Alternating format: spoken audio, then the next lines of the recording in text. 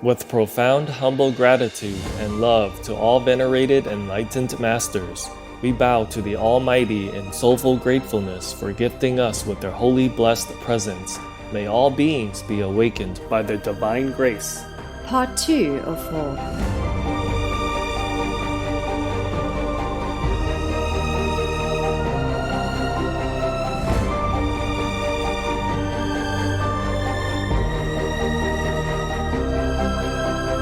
Etc. Our programs offer many languages. Please visit suprememastertv.com/schedule. Tossed about incessantly between the ordeals and pleasures of family life, the spirit of renunciation sometimes awakens in man together with a desperate yearning for God.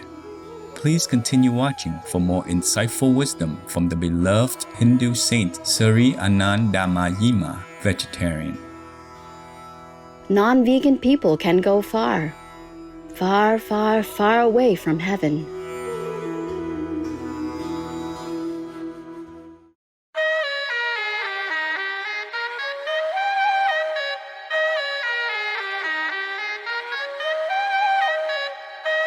The majestic mountain landscape of Kashmir has enchanted many travelers. When visiting, greet the friendly locals with Mai Sapaj Khoshi Tohi Milid. This means pleased to meet you in Kashmiri.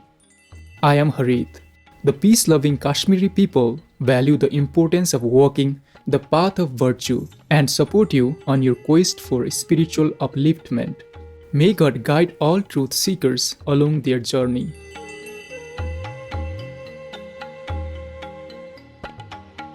Welcome to Train the Mind, selections from Vani, a collection of the teachings of Sri Anandamayi Ma, vegetarian, part 2 of 2 on words of wisdom.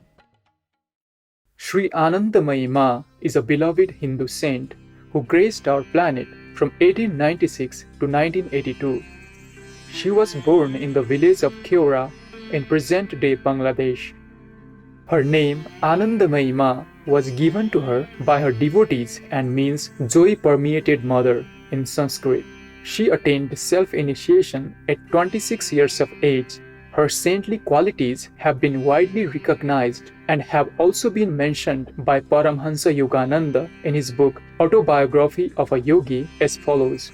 I had instantly seen that the saint was in a high state of samadhi, utterly oblivious to her outward garb as a woman. She knew herself as the changeless soul. From that plane, she was joyously greeting another devotee of God.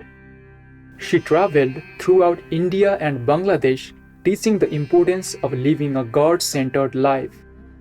Everyone could be in tune with the divine, and every opportunity in one's life, be it work or family, done with sincerity, love and devotion, would enable one to walk the noble path. She was a vegetarian with a compassionate love for every living being.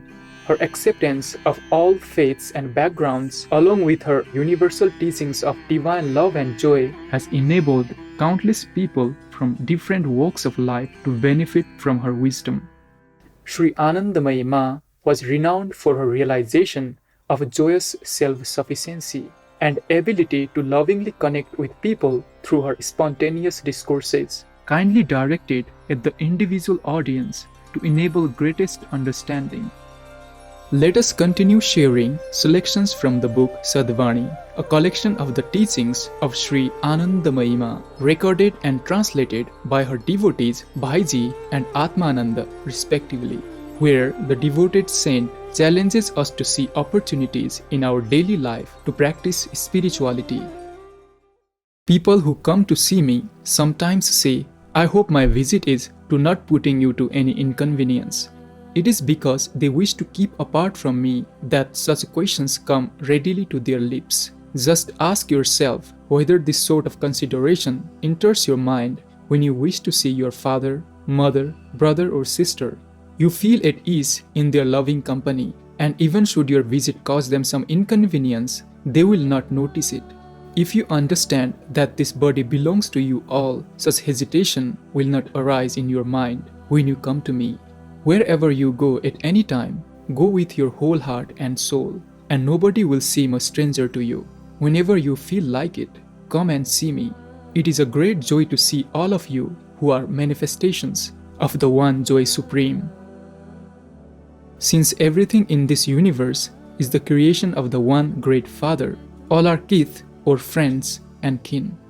Just as the sons and daughters of one large family choose a dozen different professions whereby to earn their livelihood, just as they settle and build homes of their own in dozen different places, so all human beings, although one in essence, are grouped in various ways and under various denominations, according to the demands of their multifarious lines of activity.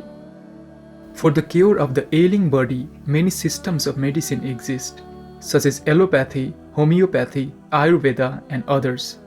Each person makes use of the method that is best suited to him. Equally, to cure man of the disease condition that causes the perpetual recurrence of birth and death, there are elaborate prescriptions to be found in the Shastras or scriptures, and many rules and regulations to be learned directly from sages and saints. Yet all have the same purpose. The diverse paths followed by Hindus, Mohammedans, Vaishnavites, etc. all ultimately lead to the threshold of the eternal. At the entrance to a railway station, there is much agitation and noise, much pushing and jostling, but once the correct platform has been reached, everyone's destination has been settled. The master and the servant, though separate embodiments, are essentially one. When the master in his infinite mercy descends into a physical body, he becomes the servant. Just as there can be no servant without a master, so also the master is dependent on his servant. Thus, there is an eternal mutual relationship between the two, so much so that the one cannot exist without the other. The master is the sole object of the servant's self-dedication. On the other hand, the master relies entirely upon the servant for service. The one who in his fullness, in his totality is the master, he himself, when appearing in division, becomes the servant. In other words, the servant is but a partial manifestation of the master. You boast so much of doing service. This is just idle talk. The real servants were Hanuman, Garuda, and other like them, who identified themselves so wholly with their masters that they had no longer independent existences. Complete subjection of oneself in service is what is required. He who is incapable of unreservedly offering to his Lord his all, his wealth, family, friends, mind, heart and body, cannot claim to be recognized as the Lord's true servant. This world may be likened unto a drum with only one player. The rhythms it gives forth depend on his will. When Kirtana is performed, have you not noticed how many people dance and sing to the rhythm of the music? But do any give a thought to the instruments or their players? Those who pass their days on this earth in happiness, which is only a tiny fragment of the real joy, are not interested in knowing Him, the source of all delight. Seek Him who is the fountainhead of everything. This is real tapasya or austerity. This is real sadhana or spiritual exercise. One often hears people say that while living the life of a householder, it is impossible to make spiritual progress. Is this quite true? How many opportunities are offered to a householder for practicing religion in daily life? Parental affection, the fondness between brothers and sisters, the love between husband and wife, the reverence and devotion of children for their parents, the companionship between relatives and friends, the blessings of dependents and of the poor and suffering, are all potent aids towards a life that ultimately aims at self-realization. Think it over and you will understand. Tossed about incessantly between the ordeals and pleasures of family life, the spirit of renunciation sometimes awakens in man, together with a desperate yearning for God. Where this is so, the householder has a better chance, even than many an anchorite who has left home and family. What is the good of saying, I want to turn my mind to the eternal, but I am unable to do so?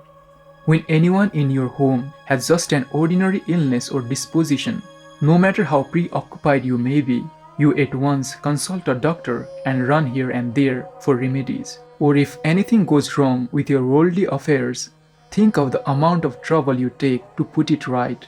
But when you find a difficulty in concentrating on God, you at once give up. Fold your hands in your lap, saying, I cannot, and wait for His grace. Does this befit a karma yogin?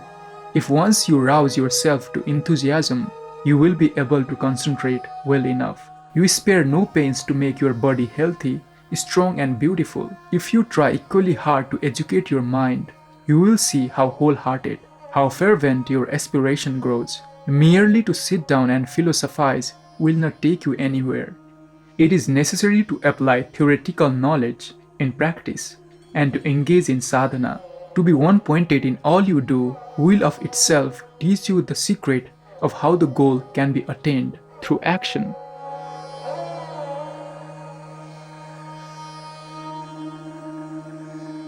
For more information on Sri Anandamayi Ma Vegetarian, please visit sri-anandamayisangha.org. I refuse to take part in any violence against women, against children, against animals, against the earth, against anything that I can protect. I will protect it. And the result is that I will be protected. The Honorable Maneka Gandhi, vegan. Gracious viewers, it was a delight to have your company today. Coming up next is Venerated Master Ngo Min Chiu, vegan, founder of Cow Taoism, Part 2 of 2, right after noteworthy news. May the celestial melodies evoke memories of our true home in heaven. Our programs offer many languages. Please visit suprememastertv.com/schedule and suprememastertv.com/WOW. Nos programmes offrent plusieurs langues. Veuillez visiter suprememastertv.com/schedule et suprememastertv.com/WOW. Nuestros programas ofrecen varios idiomas. Visiten suprememastertv.com/schedule y suprememastertv.com/WOW。我们的节目提供多种语言，请看 suprememastertv.com/schedule 和 suprememastertv.com/WOW。